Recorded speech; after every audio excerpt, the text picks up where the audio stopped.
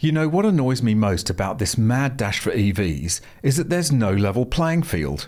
EVs are being promoted by all means possible, usually funded by taxpayers' money, in order to tip the scales in their favour, despite the fact that they are, as one commenter accurately put it, manifestly inferior to the vehicles they're supposed to replace. If it were a straight fight between EVs and regular combustion cars, EVs wouldn't get a look in, except for a few brainwashed evangelists who'd ignored all the evidence in front of them and deluded themselves into believing they genuinely were a better product. To any rational observer, our existing petrol and diesel cars are superior in almost every way. In range, convenience, practicality, time to refuel, purchase price, insurance costs, to name but a few. And of course, they won't burn your house down either. Electric vehicles, by contrast, are demanding and annoying, insisting that your journeys are planned meticulously around their weaknesses, rather than just getting on with the job they're supposed to do. So it's hardly surprising that more than 4/5 of those questioned about their car buying intentions recently said they'd never buy an EV. Bravo! Welcome back to MGUY, British engineer and lawyer, now Sydney-based YouTuber.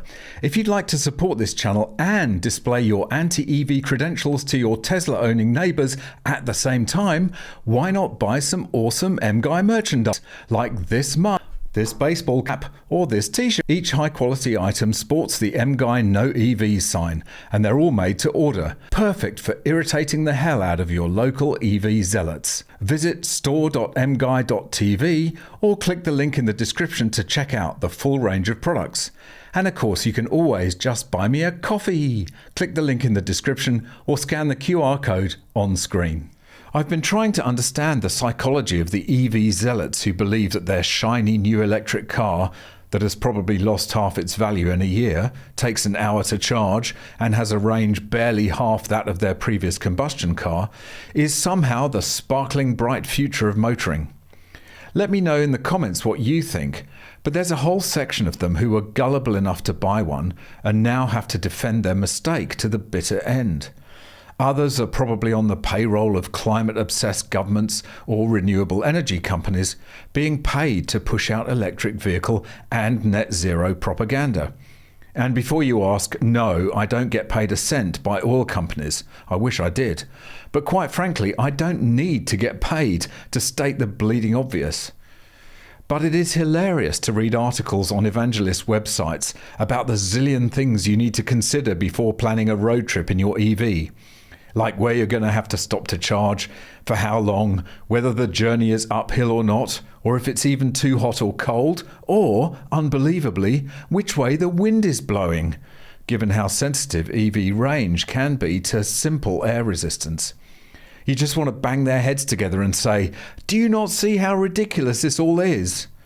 But they're in denial of reality and would rather live in their EV bubble, making endless excuses and copes for their foolishness at being sucked in by the propaganda.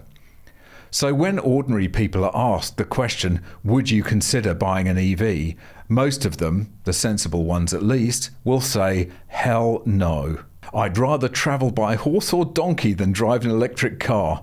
Range anxiety and overall cost are among the reasons why 83% of Telegraph readers polled would not buy an EV. Electric vehicles, EVs, are the most likely type of car to break down, according to a major survey of tens of thousands of drivers. The latest What Car Reliability Survey found that 16.8% of EV owners reported a breakdown in the past 2 years, a higher rate than petrol, 10.7%, hybrid, 14%, and diesel, 15% car owners. Telegraph readers have long expressed skepticism about switching to electric cars, and according to an exclusive Telegraph poll, a striking 83% of more than 270,000 respondents said they would not buy an EV. For many, like reader Glenn Ewan, buying an electric car is senseless. Mr. Ewan says, if EVs were viable, they would have flooded the market by now, but they're not. The average driver will have very little use for one. Reader Nigel Curtis from Surrey argues that electric cars are manifestly inferior to the product they are trying to replace. Among Mr. Kirtris' chief concerns is the overall cost of owning an EV, which he says is materially higher than the equivalent ICE. They cost more to buy and depreciate at an eye-watering rate. Inconvenience is another major concern for Mr. Kirtris.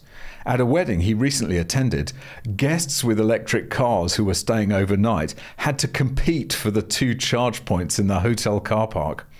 He says, many had long journeys the following day.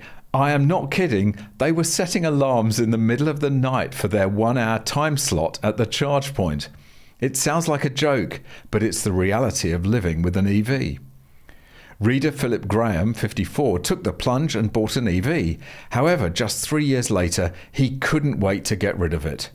Mr. Graham, who lives in Bury St Edmunds, West Suffolk, took advantage of government incentives to buy a small electric car.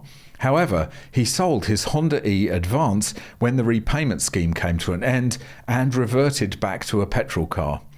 In addition to the serious battery issues, which were particularly bad in the cold winter months, Mr. Graham says, the Honda E was exceptionally difficult to connect to the Honda app, which you need to control practically every aspect of the vehicle. They talk about range anxiety, but that car gave you that feeling in spades every time you got in it. When asked what it would take to buy another EV, Mr. Graham proclaims, if it was the last car in the world, I'd still rather travel by horse or donkey. In agreement, John Evans adds, I've never been so relieved to get rid of a vehicle as I was when I sold my Porsche Taycan EV. The problems are too many to list. I will never have another full EV. You just have to laugh. To those of us still living in the real world, it all makes perfect sense.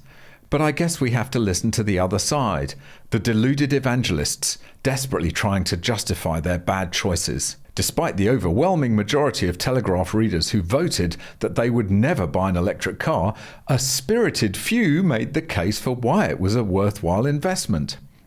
Stuart Hargreaves, 55, from Wakefield, West Yorkshire, recently became an EV owner. After weighing the pros and cons, he decided to buy a 2.5-year-old Hyundai Ioniq and hasn't looked back. Mr. Hargreaves shares, it is extremely efficient and easily averages 5+ miles per kilowatt hour.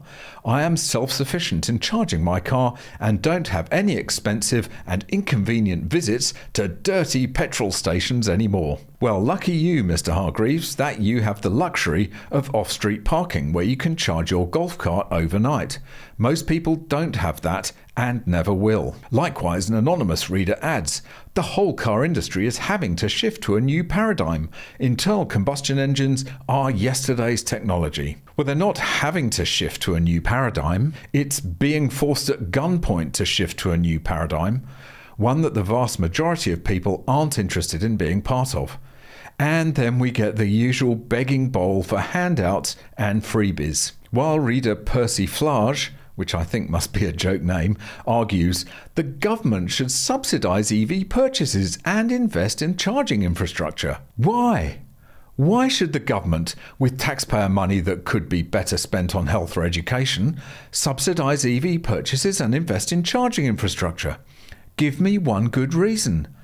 They never had to subsidise petrol cars because they were a better option than the horse and cart, and the market was there to provide the vehicles and the petrol stations. The only reason they have to subsidise EVs is because they're such a blatantly awful product. Colin and Sue Sutter, both in their 80s, are also proud EV owners. The pair bought a Kia e-Niro 5 years ago and have never had an issue with their car. We've driven it from our home in Bedfordshire to Scotland and have never had a problem finding a charge. On a day-to-day basis, we drive it, return home and recharge it overnight on cheap electricity. It is easy to fuel, easy to run and so quiet. Well, given they're in their 80s, their frequent and lengthy charging stops on the road trip probably coincided with their frequent need for a rest stop and a nice nap, so it fits with their lifestyle. A family with young kids that has to stop for an hour to charge will probably have a different opinion. The whole thing is so ridiculous and hilarious you have to make fun of it. Perhaps we will wake up from the madness of the EV insanity, relieved that it was just a bad dream.